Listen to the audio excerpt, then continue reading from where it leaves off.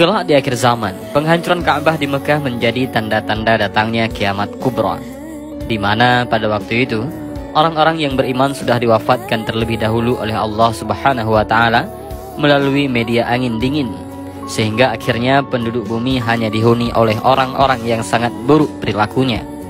Lalu suatu ketika datanglah seorang laki-laki ke Mekah. Laki-laki itu berasal dari Habbasyah ataupun daerah Ethiopia, yang diberi nama oleh Rasulullah SAW dengan cirinya sebagai Dzu Aswaqatain. Laki-laki itu lalu mendatangi dan mulai mencongkeli serta menghancurkan Ka'bah atau Baitullah. Tidak hanya itu saja, mereka juga melakukan kriminalitas yang biadab, yaitu merampok harta perhiasan dan kiswah dari Ka'bah. Kisah runtuhnya Ka'bah di akhir zaman ini dahulu juga pernah dijelaskan oleh Rasulullah SAW. Hancurnya Ka'bah di akhir zaman memang akan terjadi, namun waktu tepatnya para ulama masih berbeda pendapat. Faedah yang bisa diambil dari hadis-hadis adalah bahwa dihancurkannya Ka'bah terjadi setelah wafatnya Nabi Isa alaihissalam dan setelah bertiupnya angin yang akan mematikan seluruh orang yang beriman. Karenanya siapapun yang memiliki iman di hatinya walau sekecil semut hitam, maka akan mati terkena angin. Setelah itu Ka'bah dihancurkan, kemudian tidak tegak lagi untuk selama-lamanya. Setelah itu, bumi hanya diisi orang-orang yang buruk. Karena pada akhir zaman, tepatnya menjelang kiamat, tidak ada seorang pun di muka bumi yang menyebut asma Allah, dan kondisi manusia sudah sangat rusak. Hal ini sebagaimana yang telah ditegaskan oleh Rasulullah SAW dalam Sahih Muslim. Tidak akan terjadi kiamat sampai tidak ada seorang pun di muka bumi yang menyebut-nyebut asma Allah. Di akhir zaman nanti, manusia memang sudah sunyi dan tidak mendatangi Ka'bah untuk berhaji atau berumrah, karena memang orang-orang beriman sudah diwafatkan terlebih dahulu. Manusia-manusia yang tersisa hanyalah orang-orang jahat yang kembali dalam kondisi zaman jahiliyah. Kemaksiatan pun merajalela. Di suatu waktu, muncullah lelaki berkulit hitam dari Habbasyah atau Ethiopia yang dijuluki Rasulullah dengan nama Dzu Aswaqatain. Dzu Aswaqatain adalah seorang laki-laki Habbasyah yang akan menghancurkan Ka'bah.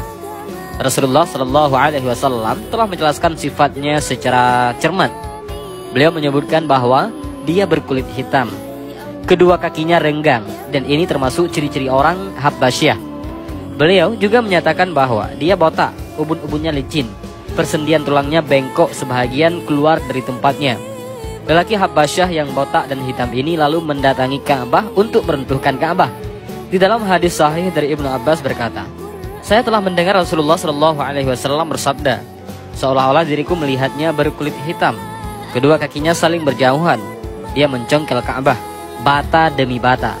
Riwayat hadis Al-Bukhari.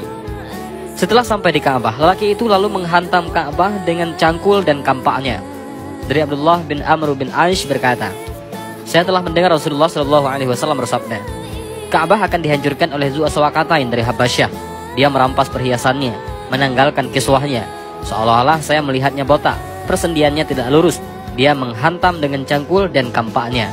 Hadis riwayat Ahmad dan At-Tabrani. Lelaki Habbasyah itu setiap kali dia mencongkel bata, dia memberikannya kepada orang berikutnya, lalu kepada orang berikutnya, begitu seterusnya. Begitulah cara dia meruntuhkan Ka'bah, tahap demi tahap. Hal ini menjadi bukti betapa memprihatinkannya akhlak dan moral orang-orang di akhir zaman, di mana Ka'bah yang menjadi kiblat umat Islam berani-beraninya dihancurkan.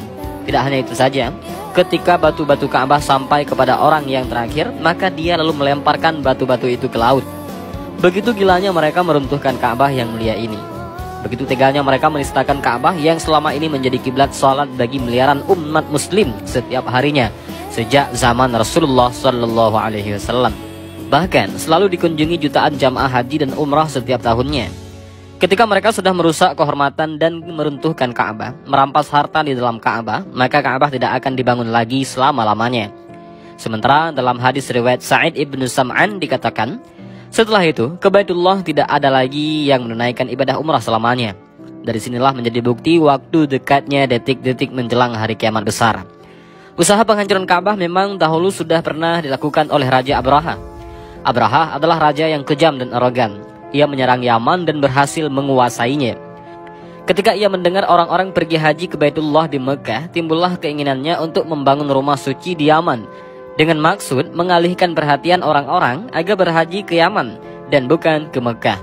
Sementara itu, ada seorang badui yang datang dan membuang kotoran binatang di rumah suci buatan Abraha itu. Lantas Abraha yang merasa dihina bertekad membalas dendam dengan menyerang Ka'bah. Beberapa bulan menjelang kelahiran Nabi Muhammad SAW, Abraha dan pasukannya bergerak menuju Makkah hendak menghancurkan Ka'bah. Akan tetapi Allah menggagalkan penyerbuan itu dengan mukjizat seperti dikisahkan dalam Al-Quran surah Al-Fil. Saat itu Ka'bah tanpa perlindungan manusia sama sekali lantaran penduduk Mekah mengungsi ke bukit-bukit. Saat hampir sampai di kota Mekah, gajah-gajah itu berhenti dan berbalik mundur dengan izin Allah Subhanahu wa Ta'ala. Lalu langit penuh dengan kawanan burung ababil yang datang dengan melemparkan batu-batu kerikil panas ke arah Abraha dan pasukannya, sehingga Abraha dan pasukannya hancur. Abraha sendiri dikatakan lari kembali ke Yaman dan tak lama kemudian meninggal dunia. Dahulu memang Allah menghalangi siapapun yang akan menghancurkan Ka'bah, tetapi di akhir zaman Allah membiarkannya lantaran pada waktu itu Ka'bah tidak terurus dan tidak adanya orang-orang beriman yang haji dan umrah karena mereka sudah diwafatkan terlebih dahulu.